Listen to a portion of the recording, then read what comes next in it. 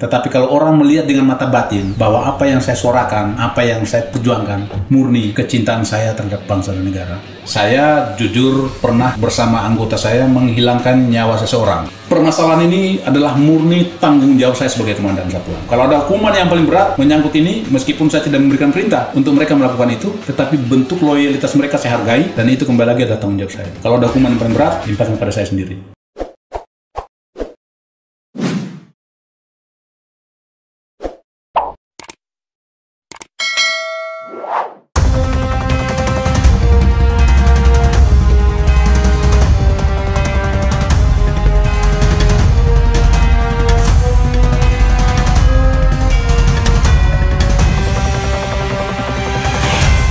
Assalamualaikum warahmatullahi wabarakatuh, sobat era sekalian. Jumpa lagi kita di channel yang keren ini, Keren Cadas ya. Kali ini saya punya tamu yang juga keren cadas ya. Saya tidak tahu nama persisnya siapa, nanti kita tanya. Tapi beliau terkenal dengan namanya sebuah daerah di Sulawesi, Sulawesi Selatan ya. Tenggara. Oh, Sulawesi Tenggara, yang ibu kotanya Kendari, yaitu penghasil aspal, ya kan? Wah, aspal itu katanya kata aspal safilin. Beliau adalah namanya Ruslan Buton. Assalamualaikum warahmatullahi wabarakatuh, bro.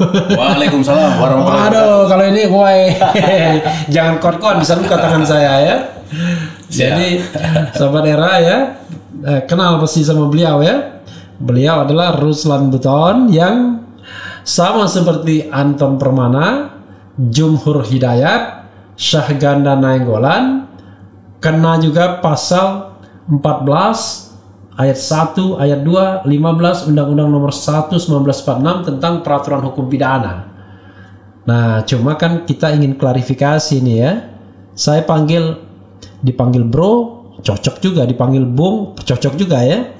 Kalau Bung Ruslan kelahiran tahun berapa, Bung? Saya kelahiran 1975. 75 tanggal 4 Juli. Oh, 4 Juli kemerdekaan Amerika Serikat tuh. Kalau ke sana dapat permen. Dapat hadiah khusus. Dapat hadiah khusus.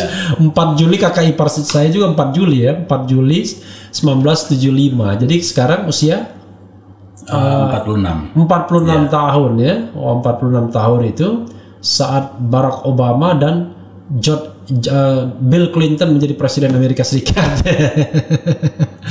Nggak terasa ya, masih muda, masih gagah ya. Siap. Oke. Inilah saya mau hormati, saya panggil Bung Ruslan ya, Bro. Siap, Ruslan ya. Jadi Bung Ruslan itu sama ya seperti dua tamu saya sebelumnya.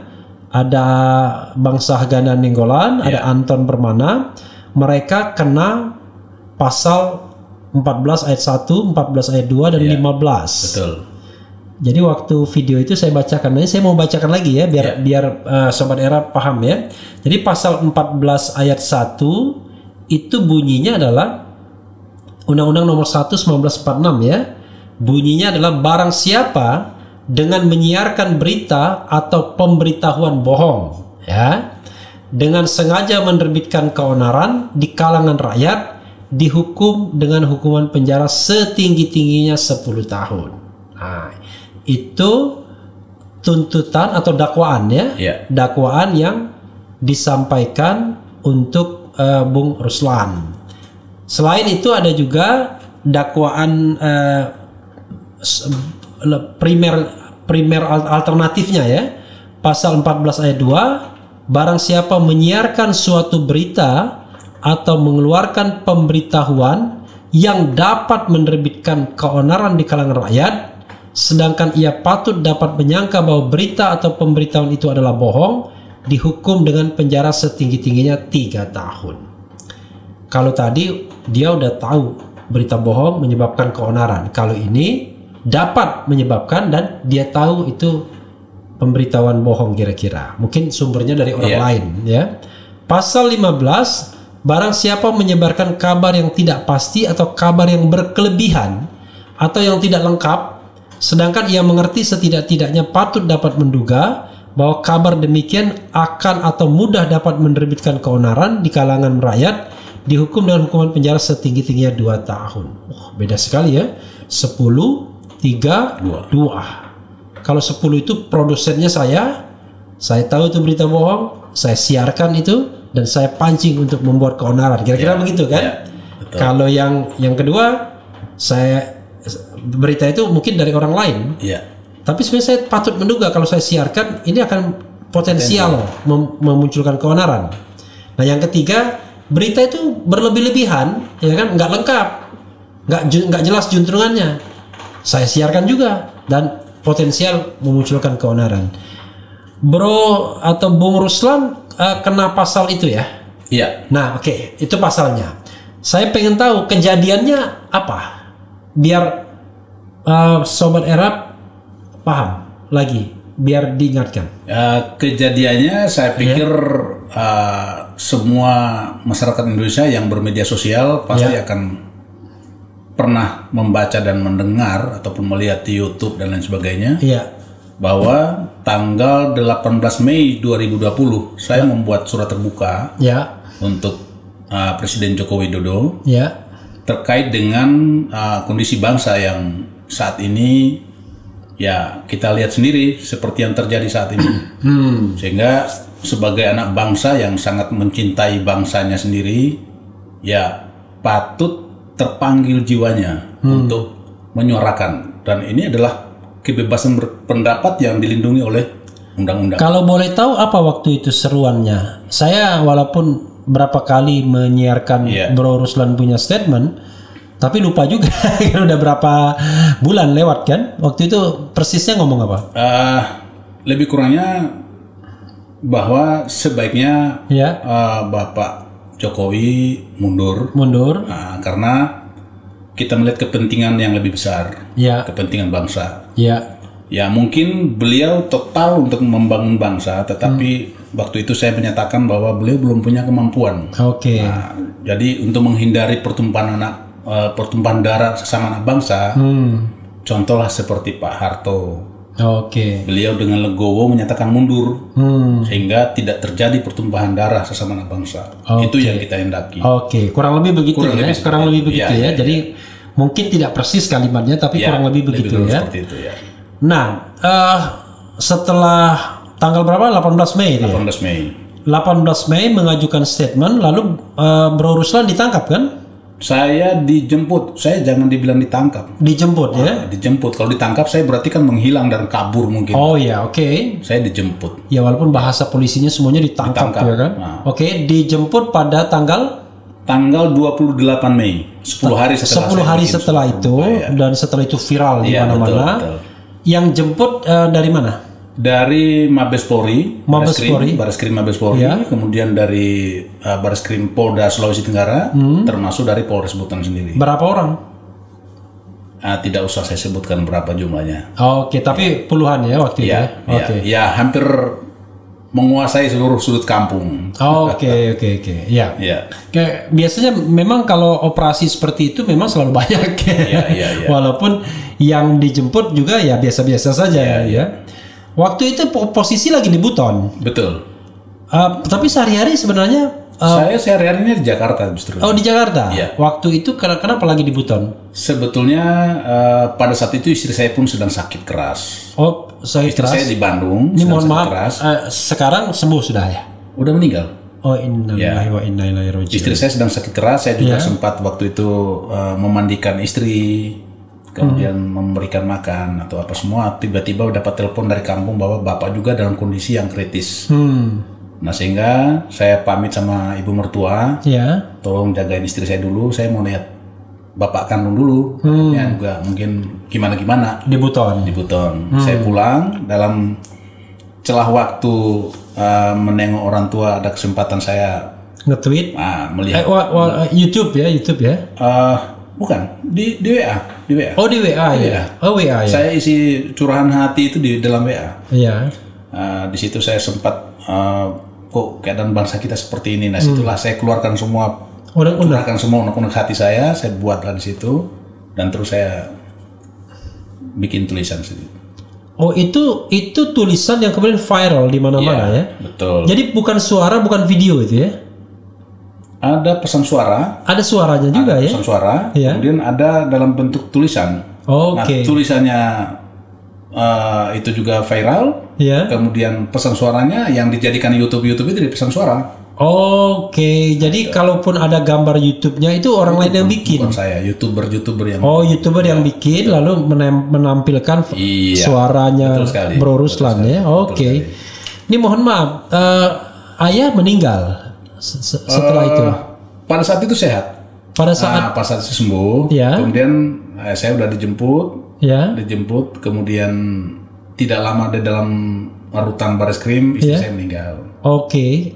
Nah, dan Istri meninggal tanggal berapa? tanggal 23 September. 23 September. Ya, Bro saya di masuk tanggal 29 Mei. 29 Mei. 29 Mei. Jadi lebih kurang 3 bulan 4 bulan istri saya meninggal. Oke, karena dijemputnya 28 Mei ya. Iya. Perjalanan 1 hari lah kira-kira Iya, begitu. 29 Mei lalu September meninggal. Iya. Kalau ayah? Ayah meninggal tanggal 25 Januari kemarin. Oh, baru 25 Januari ini ya. Januari kemarin 2021. Kalau 26 Januari itu ulang tahun saya. Beda sehari ya. Beda sehari. Iya. Oke, ya innalillahi wa inna ilaihi rajiun ya. Lalu sekarang berarti kan sudah selesai ya masa penahanan ya. Penangguhan juga dapat ya. Betul, penangguhan. Waktu penangguhan itu ada jaminan juga. Jaminan dari anak-anak saya, Oke. kemudian dengan pengacara pasang badan sendiri. Oke. Siapa pengacaranya? Almarhum Tonin Tahta Singarimbun. Tonin Tahta Singarimbun. Tonin Tahta Almarhum kemarin tanggal 6 Juli 2021. Sakit? Meninggal ya. sakit. Ya. Oke, sekarang belum punya yang baru lagi. Alhamdulillah pasca meninggalnya beliau banyak pengacara-pengacara juga yang kondang yang terpanggil jiwanya untuk memberikan bantuan hukum. Ya. Ya cukup banyak. Hanya mungkin kan tidak mungkin kita ambil semuanya. Ya. Hanya beberapa orang saja. Yang aktif mendampingi Bro Ruslan siapa? Nanti ada Dr. Andus Muhammad Al-Katiri. Oke, ya. Al-Katiri kan lawyernya Syahganda Ya, juga. betul, Ya. betul. Kemudian ada Pak Alven Gomez. Alvin Gomez ya. Ya, kemudian ada Pak Hudi Yusuf. Oke. Nah, dan teman-temannya dan timnya masing-masing. Oke. Ya, insya Allah. Oke. Sekarang sudah sidang yang keberapa, Bro? Saya sudah tidak bisa hitung. Oke, nggak bisa hitung ya sidang keberapa. Ya. Kalau boleh tahu, kemarin di penahanan tanggal berapa? Tanggal 17 Desember 2020. Oh, 17 Desember 2020 udah penangguhan penahanan ya. Jadi Oh, 7 bulan kurang 10 hari. Oke, 7 bulan kurang 10 hari karena baru punya kasus memang lebih dulu ya. Ya, betul. Oke. Lalu sekarang sidang sudah sampai apa?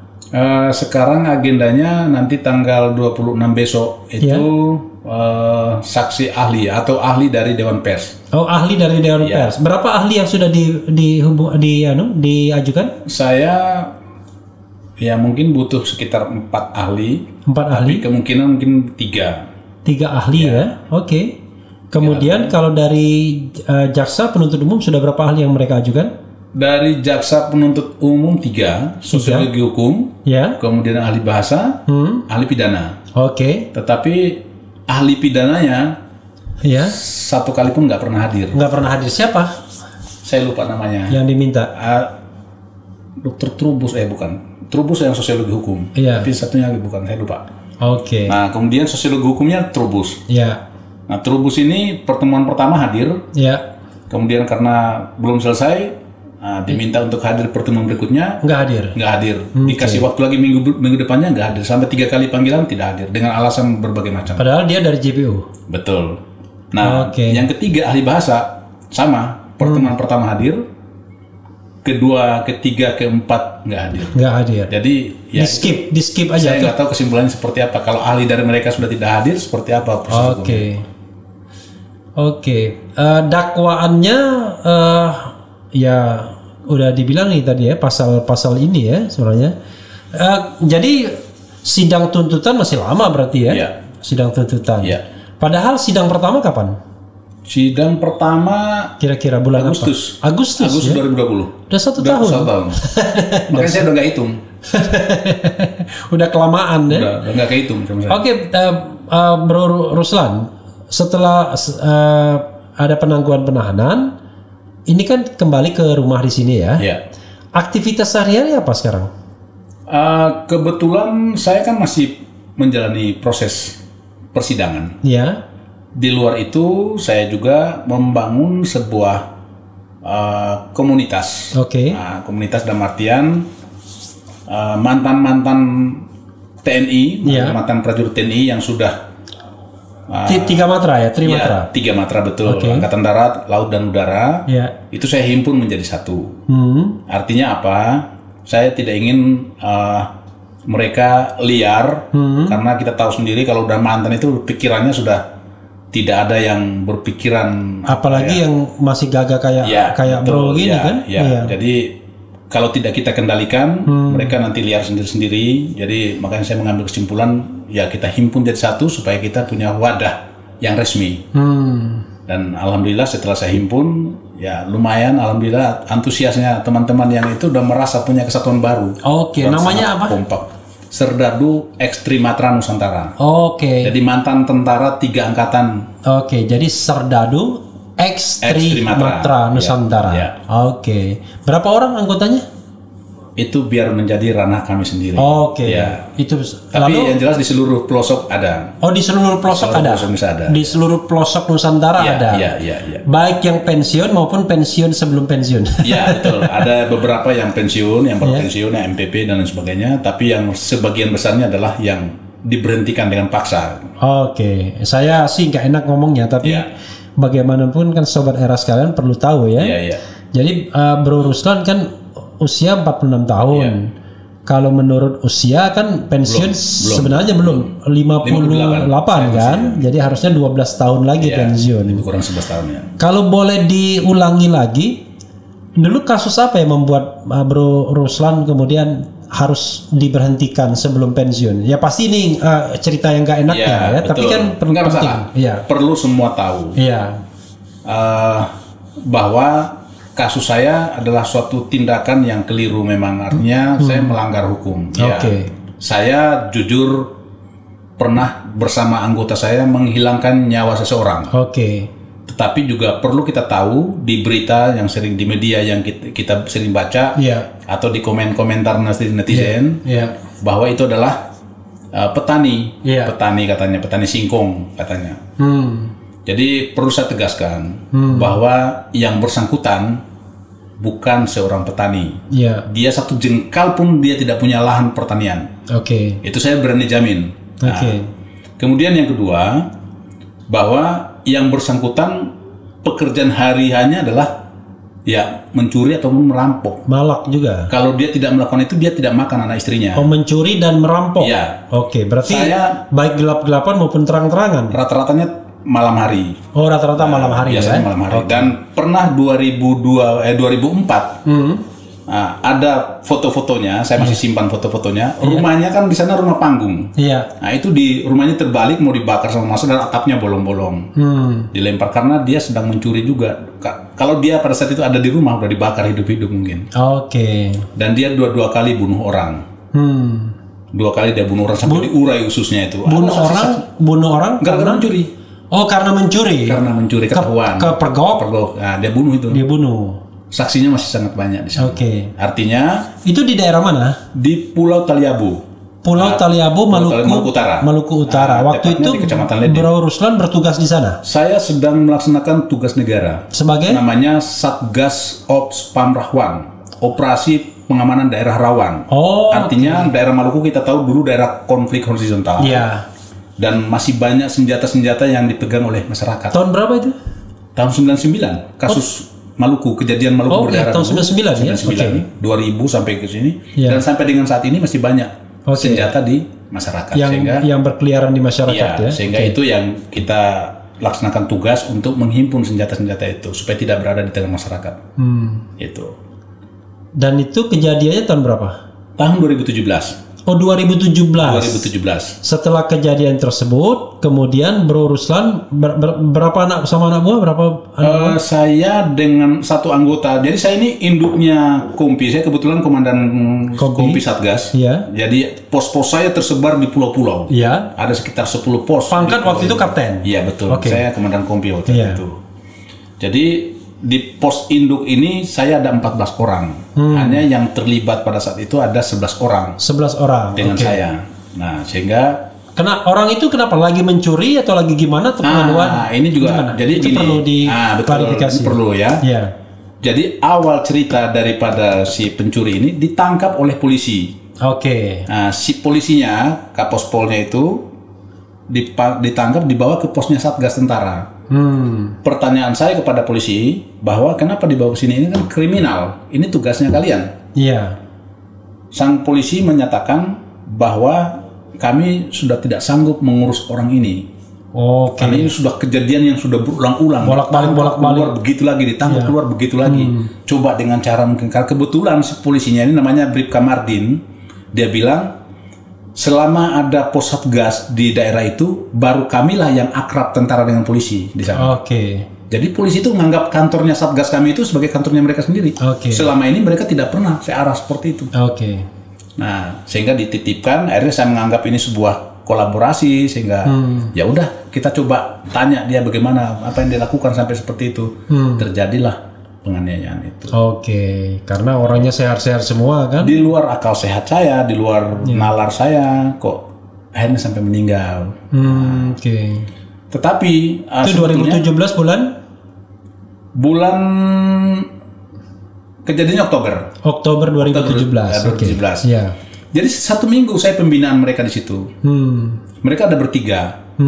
Satu Lagode dengan 2 temannya. Iya. Nah, 3-tiganya setelah ditangkap itu semua, saya sampaikan bahwa kalian selama 1 minggu pembinaan di pos.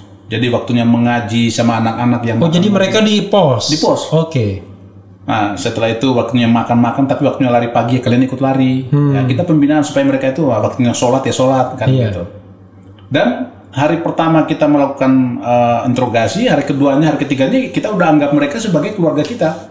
Bahkan kami sudah belikan bubu untuk alat penangkap ikan, Oke. bubu dari bambu. Iya. Udah belikan 15 biji. Jadi mereka keluar nanti bebas dari 1 minggu dari sana itu, mereka tidak mencuri lagi, bekerja mencari ikan. Ikan.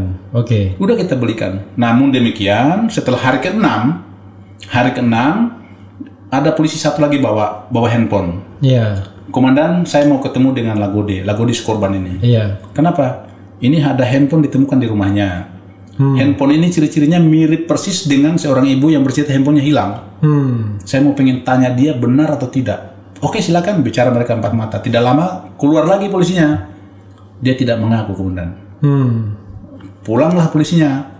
Si Lagodenya karena udah malam mungkin ya istirahat. Besok paginya mereka dilepas. Udah waktunya selesai. Sudah pembinaan 1 minggu. Sudah pembinaan 1 minggu. Iya. Dan Lagode sama 2 orang. sama 2 orang. Oke. Dan setelah subuh, si Lagodenya sudah nggak ada. Temannya yang 2 masih tertidur. Oh, jadi dia itu pergi duluan. Mungkin dia merasa Takut bahwa dia. handphone tadi itu dia udah berbohong gitu. Iya, takut Nanti dia. akan dianiaya lagi Iya, gitu. iya. Makanya dia kabur. Nah, kenapa pada saat saya marah besar? Awalnya saya tidak marah. Ketika dia kabur, yang kemudian 2 orang siangnya saya lepas, Iya. yang 2 orang sampai sekarang masih menganggap kami sebagai keluarganya, masih menganggap kakak asuhnya. Oke. Dan mereka masih di sana, Masih di sana, Oke. masih di sana. Nah, rame beritanya di kampung itu, sehingga udah saya biarkan aja, berarti dia tidak bisa dibina. Ternyata tengah malam jam 2, dari subuhnya dia kabur, tengah malam jam 2 Nyolong lagi. dia mengajak rekannya satu, namanya Lagaga. Tadi Lagode, ini Lagaga. Oke. Pakai ninja, pakai sarung, pakai ninja begitu dengan parang panjang. Nyolong. Dia mengancam anggota saya yang di pos. Oke. Dan sangat beruntung saya wajibkan anggota yang sedang di pos, setiap jam kalian wajib SMS tentang situasi kepada saya. Mau saya baca mau tidak, nanti paginya saya lihat. Kalau waktunya lewat berarti kalian tidur. Kalau pada saat itu tidak saya kasih saya terapkan aturan seperti itu, mungkin mereka terlena kan di daerah yang aman, mereka tidur mungkin. Iya. Mungkin tergorok anggota saya. Untung pada saat itu anggota tidak sedang tidur, Iya. 2 orang sedang melek dan melihat ada pergerakan menggunakan di balik pohon-pohon pisang di seberang jalan kan pohon pisang. Iya. Mereka ngintip di situ, ketahuan, dibuka tembakan, lari mereka, kabur. Ramai lah satu kampung mendengar tembakan itu. Iya. Nah, akhirnya kampung itu setiap hari melaksanakan pos kamling. 3 malam berturut-turut dia melakukan pencurian di rumah yang berbeda. Padahal udah pos kamling. Ada pos kamling, dia tembus. Oke. Nah, kenapa kami tahu ada pencurian? Setelah paginya setiap rumah-rumah orang yang dicuri itu dia datang laporan ke pos. Tadi malam kami dicuri, Pak. Besoknya lagi ada rumah yang lain lagi. Masih ada orang-orang yang semua. Nah, hari ketiga dia mencuri, hampir ketangkap. Nah, disitulah dia menghilang. Hari keempat, hari kelimanya dia udah nggak pernah lagi mencuri. Seminggu kemudian, di tempat yang berbeda, saya ditelepon oleh polisi. Iya. Nah, polisi lagi. Komandan, ini saya sudah tangkap, sudah melihat posisinya Lagode. Dia sedang menunggu kapal feri mau menyeberang ke Luwuk Banggai, Pulau Sulawesi. Nah, jadi nanti malam ada kapal yang mau menyeberang, dia pasti naik ke situ karena dia sekarang ada di gubuk sini. Kami tidak mampu, ada 3 orang polisi di sini tidak mampu untuk menangkapnya sendirian, bertiga. Kami butuh bantuan dari tentara. Sehingga saya kirim anggota 3 orang. Oke. Dengan bersenjata lengkap. Iya. Menuju ke tempat itu menggunakan kapal motor yang kecil itu, perahu kecil itu. Iya. Itu perjalanan 2 jam. Saya belikan bensin, saya sewa kapalnya, berangkat ke sana untuk menemani polisi tadi. Sampai sana mereka tangkap. Akhirnya dibawa kembali ke pos. Beritanya di kampung rame, di tempat pos rame. Lagode sudah tertangkap dan akan dibawa kembali ke pos. Maka seluruh warga masyarakat yang ada di kampung itu kumpul di depan pos. Ada yang bawa kayu, ada yang bawa parang, ada yang bawa linggis, macam-macam pegangannya. Pokoknya kalau nanti dia datang, Pak Komandan, kasihkan kami aja biar kami yang habisi. Ini udah sangat meresahkan sekali gitu, sampah sekali ini. Saya bilang jangan. Dia sendirian waktu itu. Dia sendirian. Oke. Termasuk yang 2 orang itu di situ ada juga, artinya dia mendukung kita. Oke. Nah, jadi saya bilang kalian cukup lihat saja. Saya hanya memberikan efek jera supaya perbuatan ini tidak diulang oleh siapapun. Jadi kalian cukup lihat saja. Nah, begitu dia datang jam 1 malam, itu manusia masih padat sekali itu. Iya. Yang pertama yang mengambil adalah saya sebagai komandan Satgas. Jam 1 malam di situ ya. Jam 1 malam. Oke. Nah, saya tanya, apa motivasimu kamu datang mau mengancam anggota pos dengan parang?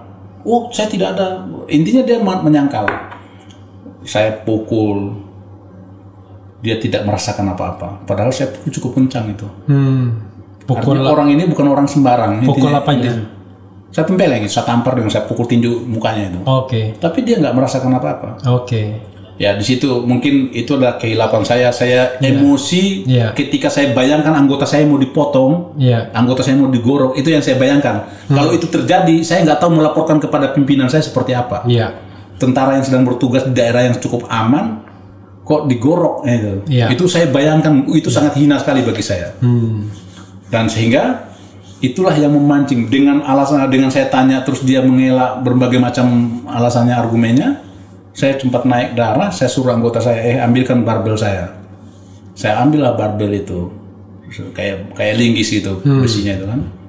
Saya dorong lagi giginya. Nah, giginya copot. Nah, itu setelah itu diambil alih oleh anggota. Anggota cambuk apa semuanya. 1,5 jam, dari jam 1 sampai setengah 3, saya suruh hentikan. Saya suruh hentikan. Dan saya bilang, masyarakat itu ada yang berteriak, potong kakinya Pak, potong tangannya Pak, karena itu yang melakukan kejahatan itu. Saya pikir kalau saya potong kakinya ya saya pelanggaran HAM berat. Oh iya. Karena ini penganiayaan. Tapi kalau saya cuman rontokkan giginya, dia masih bisa bekerja, hanya cuman mungkin malu atau apa aja. Nah itu pemahaman saya pada saat itu. Nah sehingga jam 2:30 masyarakat saya suruh pulang. Si Lagode ini diamankan di belakang pos. Nah, anggota yang jaga, saya langsung istirahat. Jam 5 subuh saya dibangunin. Komandan, Lagode ini kemungkinan sudah meninggal dan sudah tidak napasnya sudah nggak ada. Di situ saya kaget. Maksud saya kaget karena nggak nyangka kalau dia akan seperti itu. Kalau saya tahu dia bakal meninggal, mungkin saya suruh anggota pada saat dijemput di laut tadi, saya buang di laut. Saya akan dia nyemplungin diri atau dia mau kabur. Tapi kan pikiran saya mau bina dia. Namun Tuhan berkehendak lain, dia meninggal. Nah, disitulah awal persoalan, sehingga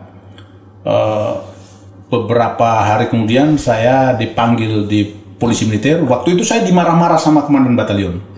Kamu perwira yang paling, ya intinya tidak bertanggung jawab. Perwira tapi otakmu tidak pantas untuk jadi perwira. Intinya seperti itu. Saya bilang, ya semua sudah terjadi. Saya bilang saya siap salah.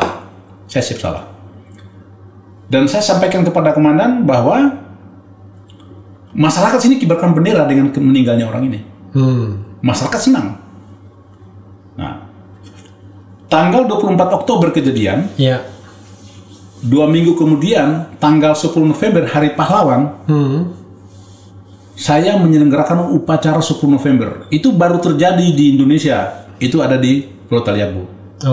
Upacara 10 November diikuti oleh seluruh masyarakat satu kecamatan, termasuk pemdanya, apa yang kantor-kantor sekolahan semua, libur semua ikut upacara. Yang unik apa? Pakaiannya pakaian ala pejuang kemerdekaan. Itu baru terjadi, belum pernah terjadi di daerah lain. Danion saya yang tadi marah-marah itu, beliau datang untuk mau lihat situasi, dan sampai memang panas di daerah itu. Mungkin orang mau bakar pos kami atau kenapa gitu. Beliau datang tanggal 9. Dan tanggal 9, sehari sebelum upacara 10 November, pada saat beliau datang, beliau kaget dan meneteskan air mata. Kenapa?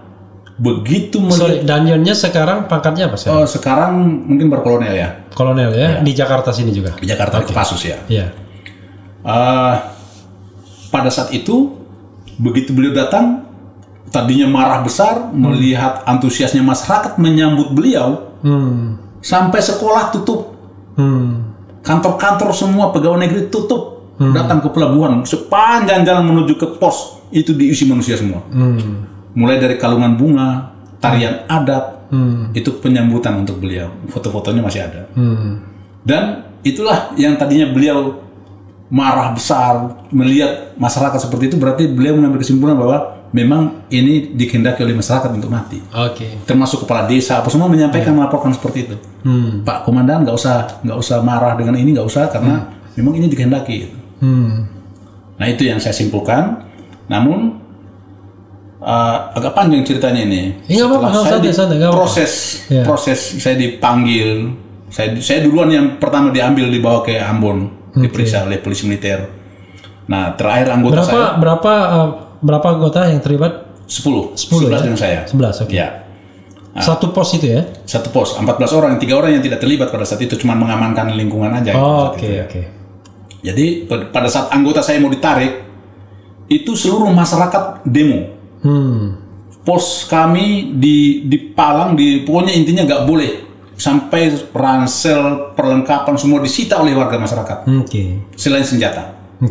Artinya mereka tidak menginginkan kami ditarik, karena dengan kehadiran kami, tempat di daerah itu yang tadinya kriminal tingkat dewa, semua minuman keras itu dijual bebas di pasaran. Dengan kami itu nggak ada barang itu. Nah, jadi mereka sangat merasakan dampak daripada kehadiran kami di sana. Nah, di demo, tapi ya tetap karena perintah, karena ini melanggar hukum dianggapnya, karena dijemput, harus dibawa ke Ambon dan dipenjara semua. Dan banyak hal keganjilan di dalam proses persidangan ini perlu saya paparkan semua juga, biar tahu persidangan seperti itu, persidangan militer. Ketika meninggal orang itu, Lagode itu, masyarakat semua kumpul di lapangan. 3 desa, 3 desa satu kecamatan, 3 desa semua. Mengumpulkan tanda tangan dukungan untuk saya. Saya masih simpan arsipnya. 1.211 orang dukungan tanda tangan masyarakat. Dan itu ditandatangani oleh 3 kepala desa dan 1 camat dengan tanda tangan cap stempel. Persoalannya di dalam persidangan dukungan-dukungan itu tidak dibacakan. Nah, muncullah ada apa kan seperti itu. Kemudian satu lagi hal yang ganjil. Saya 10 kali menjalani sidang, didampingi oleh penasihat hukum dari Kumdam Ambon, 1 berpangkat mayor, 1 kapten, 1 letnan 1. 3 penasihat hukum saya. Tapi ya anehnya lagi hanya ketemu di ruang sidang. Mudah-mudahan mereka mendengarkan ini. Ini menjadi evaluasi bahwa hukum itu harus fair pokoknya. Harus fair. Iya. Saya hanya ketemu di ruang sidang. Setelah sidang nggak tahu kemana orang ini. Harusnya kan kalau yang umum kan setelah lawyer dengan itu kan klien itu dekat. Ya paling tidak ada komunikasi. Iya. Dua arah bahwa nanti langkah kita seperti ini. Ini nggak pernah. Hanya cuma bertanya bagaimana. Udah ikuti sesuaikan aja. Bahasanya lebih kurang seperti itu. Itu kok seperti ini prosesnya saya bilang. Dan sidang itu 11 orang serempak atau satu-satu? Terpisah. Terpisah. Oke, satu-satu ya. Terpisah. Yang menyaksikan hanya orang-orang penyidik polisi militer dan lain sebagainya. Tetapi kembali lagi saya sudah mungkin memahami bahwa ini adalah mungkin jalan kehidupan dan saya berani tegas menyampaikan kepada hakim, Bapak Hakim yang mulia, permasalahan ini adalah murni tanggung jawab saya sebagai komandan satuan, komandan kompi pada saat itu. Saya yang paling bertanggung jawab. Kalau ada hukuman yang paling berat menyangkut ini, meskipun saya tidak memberikan perintah untuk mereka melakukan itu, tetapi bentuk loyalitas mereka saya hargai, dan itu kembali lagi adalah tanggung jawab saya. Kalau ada hukuman yang paling berat, limpahkan pada saya sendiri. Biar anggota saya mereka masih muda, mereka masih ada jenjang kepangkatannya untuk tetap berkarir di dunia militer. Dan jatuhlah putusan hukuman saya 1 tahun 10 bulan. 1 tahun 10 bulan. Plus diberhentikan. Mereka yang 10 anggota saya rata-ratanya 10 bulan. 10 bulan. Bahkan ada beberapa orang di bawah 10 bulan. Dan tidak diberhentikan. Sampai sekarang mereka masih berdinas dan kami masih sangat komunikasi. Dan disitulah hakim sempat menyampaikan dengan terharu kepada anggota bahwa kamu patut bangga dengan komandanmu karena dia berani mengambil langkah seperti itu untuk menyelamatkan kalian.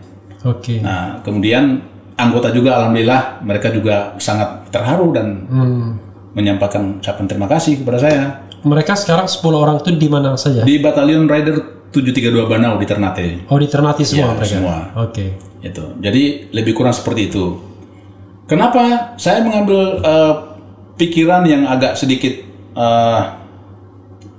negatif ya? Iya. Ini proses hukum. Oke lah, saya bersalah. Saya sudah sampaikan saya bersalah menghilangkan nyawanya orang.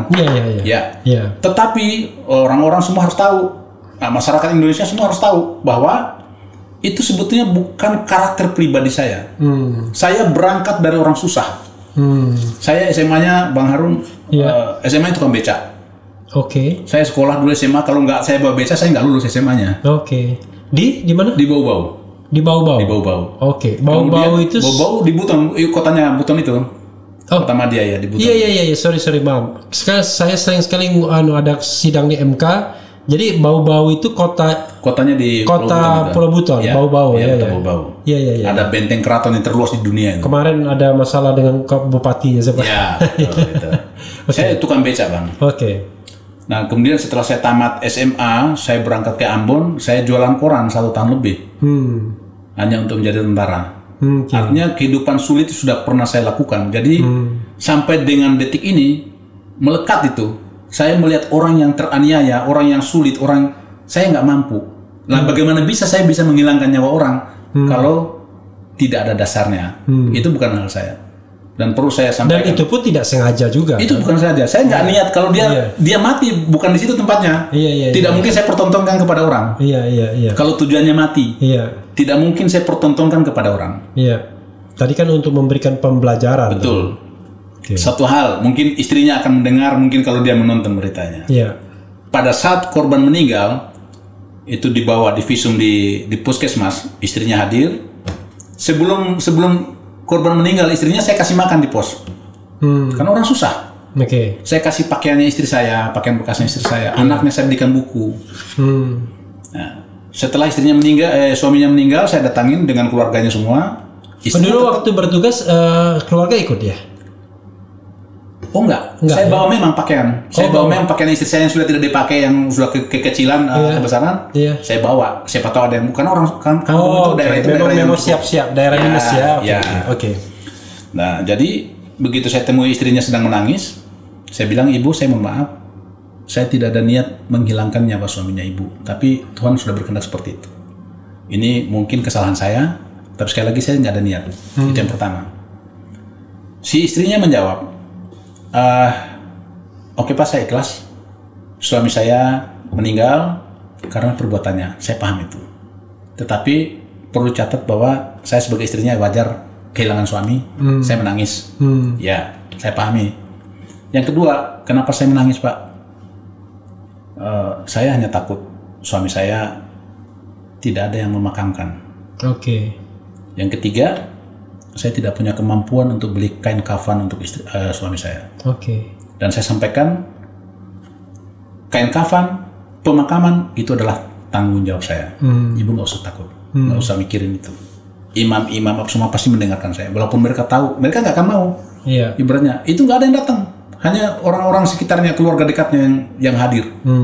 Nah, sehingga sampai kita proses pemakaman dan lain sebagainya, 3 hari sesudah itu kita akrab, nggak ada masalah. Kita datang yasinan di rumahnya. Yang pikul jenazahnya anggota saya sendiri. Orang masyarakat nggak ada yang mau.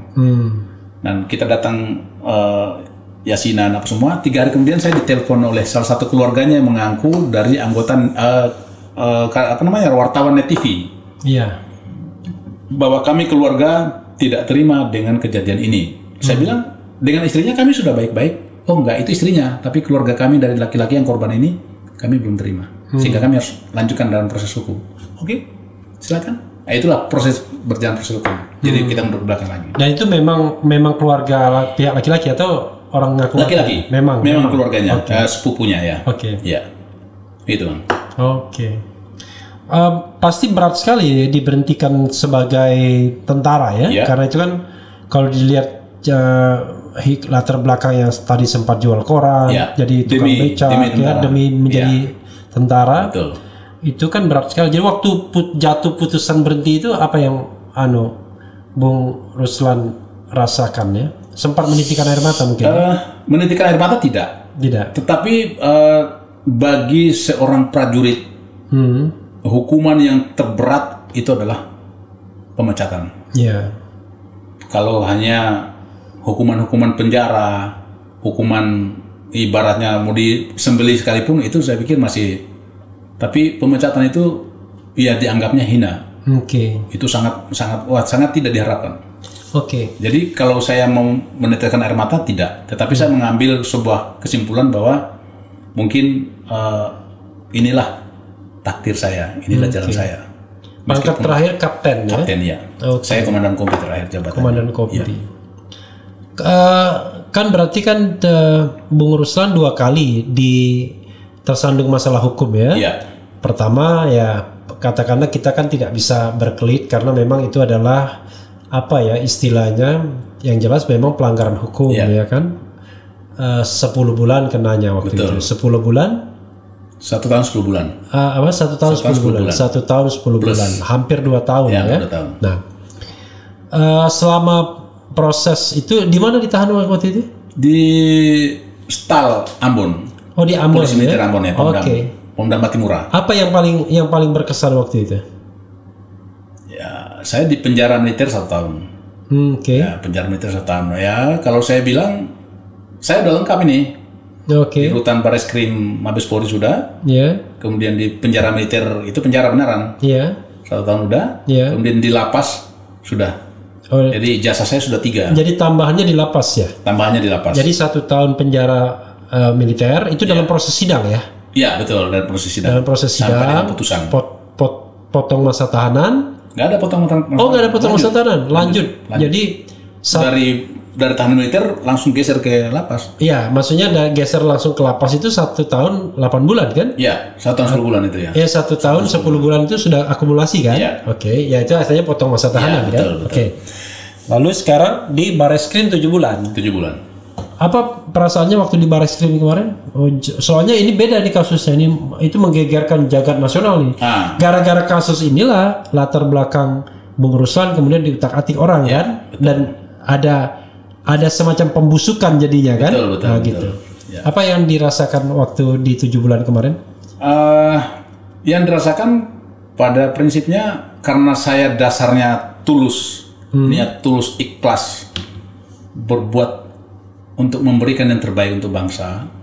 Ya, saya biasa, artinya tidak ada beban. Meskipun saya dalam kondisi istri saya sedang sakit keras, bapak saya sedang sakit keras, anak saya mungkin saya bilang ya saya tinggalkan di Ternate. Putra berapa sekarang? 2. Putra 2 di Ternate. dua-duanya. Yang satu karena istri saya kemarin sakit keras itu, yang perempuan pindah ke Bandung. Oh, pindah ke Bandung. Sekarang kan baru tamat SMK. jadi satu Ternate. Satu di Bandung. Di Ternate berapa? Satu. Enggak, maksudnya berapa usianya? 22. 21 masih kerja atau kuliah atau kuliah di Ternate. Ya. Yang kedua? Yang kedua baru tamat SMK. Tamat SMK di Bandung. Di Bandung. Oke. Ya. Sementara Bung Ruslan sendiri sehari-hari di? Saya ada di Jakarta. Di Jakarta sehari-hari. Saya di Jakarta. Ya. Jadi untuk selama 7 bulan di dalam, saya enjoy.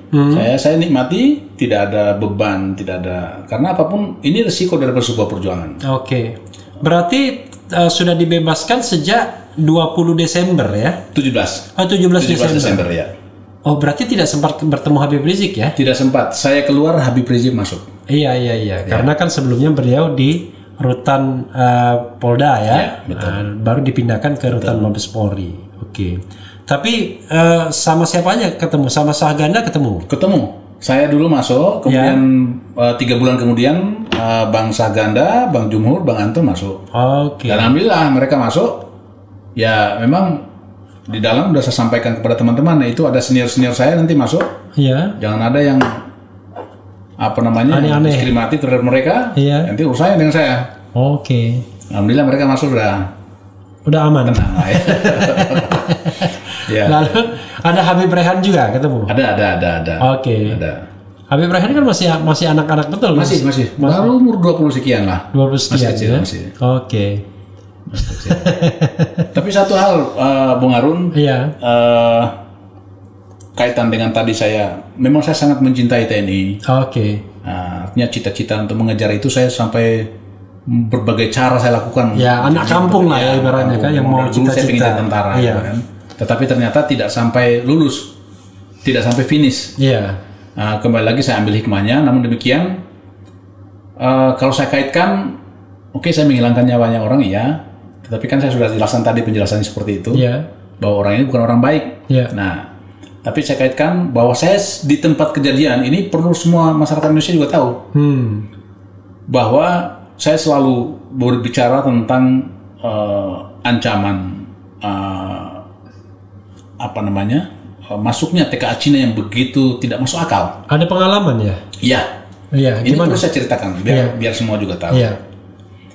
Jadi di Pulau Taliabu khususnya, kalau di Maluku Utara hampir semua. Oke. Ada di Halmahera, ada di Weda, Bainikel, kemudian ada di Pulau Obi, di Pulau Bacan. Nah, itu TKA Cina semua, terutama di Pulau Taliabu itu. Di sana ada smelter yang terpanjang kedua di dunia setelah Kolombia katanya. Oke. 42 km. Di Taliabu. Oke. Itu dari tambang langsung ke pelabuhan. Jadi kapal sandar hasil bumi itu masukkan berangkat. Itu kita nggak tahu. Pelabuhannya pun pelabuhan khusus, tidak bisa disinggahi oleh siapapun. Dan kecurigaan saya pada saat saya berdinas di sana, saya melaksanakan tugas, setiap hari Minggu itu helm-helm kuning itu berkeliaran di kampung itu, di Lede itu. Sehingga saya tanya Pak Kades kok banyak sekali TKA Cina. Ini pelabuhan khusus itu namanya TUKS, Terminal untuk Kebutuhan Sendiri ya. Kurangnya lah seperti itu. Saya tanya Pak Kades, kok banyak sekali helm kuning ini pakai sipit-sipit ini. Ya setiap minggu Pak mereka itu. Waktu itu masih Komandan Kobi? Ya saya masih Satgas itu, masih tugas negara. Nah, sehingga itu 2017 ya? 2017. Oke. Sehingga muncul rasa penasaran, saya ingin tahu orang ini siapa sebenarnya. Ada satu kelompok itu 5 orang, yang lainnya ya masing-masing jalan sendiri-sendiri, nggak usah urusin. Yang 5 orang saya panggilnya sini. Datanglah mereka. Saya tanya, kalian dari mana? Nggak bisa, bahasanya begini, bahasa isyarat. Sampai saya bisa-bisanya saya tanya pakai bahasa Inggris, you know speak English? Jawabannya bahasa isyarat juga. Artinya, lah, kalau dia tenaga ahli seperti yang kita dengar di media bahwa mereka yang bekerja ini tenaga ahli, nggak mungkin dong nggak bisa bahasa Inggris. Iya, minimal bahasa yang sederhana kan. Bahasa pasar dia minimal bisa. Ini masa nggak bisa? Iya. Artinya saya mengambil kesimpulan bahwa mereka ini pekerja kasar kok bisa masuk ke sini. Iya. Saya tanya visa begini, saya tanya paspor begini juga. Akhirnya saya tahan, Mungkin sampai ditambang teman-temannya yang tadi sudah pulang melihat tadi 5 orang temannya dipanggil oleh tentara mungkin. Mereka laporan ke sana. Mungkin pengecekan di sana kok belum datang 5 orang. Turunlah tim dari tambang. Iya. Menemui saya. Ini orang Indonesia nih. Orang Indonesianya. Iya. Yang tadi saya bilang ada satu mayor tentara, satu AKBP polisi dengan staf-stafnya datang menemui saya di pos. Tujuannya untuk menjemput mereka. Tapi kan saya tidak bodoh juga. Artinya begini, setelah saya tangkap mereka, saya tanya imigrasi di Ternate. Iya. Ada nggak dokumen keimigrasinya mereka ini? Di Taliabu ini banyak sekali yang begini. Ini nama-namanya saya sudah ambil ini. Dicek, kata mereka, oh nggak ada pak. Oke. Berarti itu ilegal. Oke. Nah, kalau bisa bapak tahan aja, nanti kami akan segera ke sana. Nah, saya jadi punya dasar hukum, punya kekuatan hukum. Iya. Nah, datang mereka, kemudian nanya, boleh nggak kami jemput lah, biar kembali aja ke sana. Oh saya bilang nggak bisa. Kalau bapak mau jemput, berarti bapak harus tunjukkan identitas keimigrasiannya atau dokumen keimigrasiannya, paspornya, visanya. Ternyata nggak ada. Itu yang ngomong dari Tim dari sana tuh yang ada mayor. Iya. Lama kita bernegosiasi nggak ketemu, sampai di tempat saya di pos itu kan hampir setiap malam toko-toko masyarakat atau anak-anak kampung situ ngumpul. Oke. Nonton televisi lah, layar lebar lah. Nah, kepala desanya kebetulan ada. Ini di pos yang sama yang Pos kejadian. yang tempat kejadian. Oke. Tempat kejadian. Iya. Nah, di situ karena udah alot perdebatan nggak ketemu, si senior saya, mayor satu klik di atas saya, manggil saya, ngajaklah ke ujung-ujung sedikit pojokan gitu. Ya intinya saya minta lepaskan mereka lah, udahlah kita kayak nggak saling kenal aja sama-sama kita ini. Nah, tentunya dengan embel-embel, jadi ada gepoan lah gitu kan, satu plastik gitu kan, keluarin. Saya bilang bang, mohon maaf, saya butuh uang ya. Tetapi saya mohon maaf sekali lagi, nggak bisa saya terima ini untuk melepaskan mereka. Karena ini menyangkut kedaulatan bangsa bang. Saya sedang bertugas bang, saya sedang tugas negara. Saya tidak mungkin menjadi pengkhianat bangsa. Saya tidak mungkin menjual bangsa ini bang. Abang oke, abang mencari makan di sana nggak ada masalah. Itu abang punya. Tapi kalau saya nggak bisa. Jadi kalau abang mau ngasih, tidak ada kaitannya dengan mereka, saya terima. Tapi abang mengasih ada kaitan dengan mereka supaya lepas, saya mohon maaf. Melepaskan mereka cukup tunjukkan dokumennya yang sebenarnya. Oke. Saya lepas tanpa harus ada itu Iwan. Akhirnya mereka kembali. Entah mungkin mereka udah komunikasi dengan imigrasi Ternate, saya nggak tahu. Besok paginya datang lagi. Datang lagi, si imigrasinya nelpon saya. Ada dokumennya? Bahwa sedang diperpanjang. Kami kemarin mohon maaf, ada kesalahan penempatan mungkin. Bahasanya seperti itu. Walau alam saya nggak tahu. Ya artinya saya udah nggak punya kekuatan hukum karena imigrasi udah menyatakan seperti itu. Artinya saya harus lepas. Nah, mereka menunjukkan fotokopian dokumennya. Fotokopi dokumennya itu adalah visanya visa kunjungan wisata. Visa kunjungan wisata bisa bekerja pakai helm kuning gitu. Akhirnya saya lepas karena imigrasi sudah menyatakan seperti itu. Jadi lebih kurang seperti itu, sehingga heboh lah. Itu sebulan sebelum kejadian saya menghilangkan nyawanya preman. Heboh, beritanya rampai mungkin sampai ke Jakarta lah. Gitu. Lebih kurang seperti itu. Jadi kita bicara. Setelah itu Bung Ruslan pernah dipanggil, diajak ngobrol, diperingatkan itu enggak? Jadi begini bang, setiap yang bertugas di sana, langkah pertama yang dia lakukan rata-rata anggota Satgas itu adalah silaturahmi ke tambang. Ya kita, itulah kita silaturahmi, mungkin ada bantuan-bantuan operasional kegiatan harian. Tetapi saya mungkin satu-satunya Satgas yang tidak pernah nyampe ke tambang itu. Saya tidak pernah nyampe ke tambang itu, tetapi selalu dikirim untuk operasional. Kalau saya tidak salah 2 juta per bulan. Oh ini untuk Padangki, ya lumayan kita buat. Tapi kan saya nggak minta. Saya dikirim ya saya terima. Kita juga butuhkan untuk bangun benahi pos-pos apa semuanya. Itu. Tapi bukan berarti itu terus saya mengikuti arahan mereka, nggak bisa. Ini mereka kasihnya juga nggak saya minta, mereka kasih ya saya terima. Pakai untuk kebutuhan anggota semuanya. Itu. Begitu bang. Itu cerita ini sudah Bung Ruslan sampaikan soal yang TKA Cina apa ini pernah? Itu yang di amatiran lah ya, amatiran banyak YouTube juga ada. Nah, artinya kita kan tidak ingin juga mengatakan wah nanti ini kan sudah disampaikan di tempat-tempat lain. Sering. Oke. Ada yang mau disampaikan lagi, Bung Ruslan? Harapannya ke depan? Saya cuma begini, hilangkan pemikiran kotor terhadap, mungkin ada yang berpikir mencari panggung lah atau apa, terserah, silakan, itu masing-masing punya hak. Tetapi kalau orang melihat dengan mata batin bahwa apa yang saya suarakan, apa yang saya perjuangkan murni kecintaan saya terhadap bangsa dan negara, tidak ada kepentingan lain. Tidak ada kepentingan lain. Saya hanya ingin kebahagiaan saya, kebanggaan saya melihat bangsa ini normal, masyarakatnya tersenyum, rakyatnya tersenyum, kembali ke dasarnya yang sebenarnya. Itu buat saya adalah sebuah kebanggaan. Kalau boleh tahu, Bung Ruslan, ini pakaian yang dipakai ini pakaian apa ya? Karena ini kan juga sudah. Betul. Ya, pakaian apa? Mungkin kalau banyak yang sudah tahu di jalan ataupun di mana di media, ini adalah ciri khas saya. Ini adalah baret yang saya pakai, baretnya Serdadu Ekstrimatra. Lambangnya adalah Trisula, 3 angkatan. Biar orang maksudnya biar orang tahu bahwa Bung Ruslan tidak menggunakan pakaian dinas. Bukan. Ini seragam organisasi. Seragam organisasi. Ya. Termasuk juga tanda-tanda. Ini bukan, hanya baretnya saja, seragam organisasi. Kalau ini semua baju-baju saya, kemeja saya, ya saya identik dengan kejuangan lah itu. Ya. Tapi ini bukan seragam resmi tentara, bukan ya? Bukan. Jadi ini safari biasa sebenarnya. Kalau yang ini tanda ini? Ini kualifikasi. Kualifikasi di ketentaraan. Artinya saya sekali lagi bangga dengan tentara. Saya sangat cinta dengan institusi ini. Kalaupun mungkin saya diberhentikan, bukan berarti saya benci dengan tentara. Tidak, sama sekali. Saya kalau misalkan melihat institusi tentara dihina, itu sangat terpukul. Tapi sah ya menggunakan semua atribut ini ya? Yang tidak sah, yang banyak teman-teman kita yang punya organisasi pakai ini pakai itu, yang itu sebetulnya tidak sah. Mereka tidak pernah menempuh. Ini kita memakai begini itu dengan perjuangan dengan darah. Artinya jangan sampai gara-gara kritis dengan pemerintahan tiba-tiba dipermasalahkan. Enggak ya? Tidak. Last word terakhir, apa yang ingin disampaikan?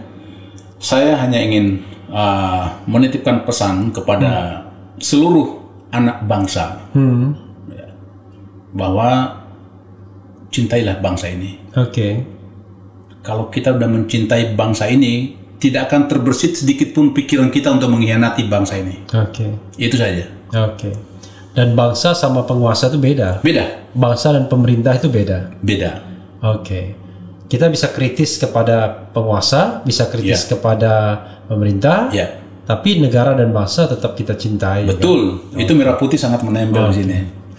Ya, terima kasih Bung Ruslan ya. Siap. Saya senang bisa mampir ke sini.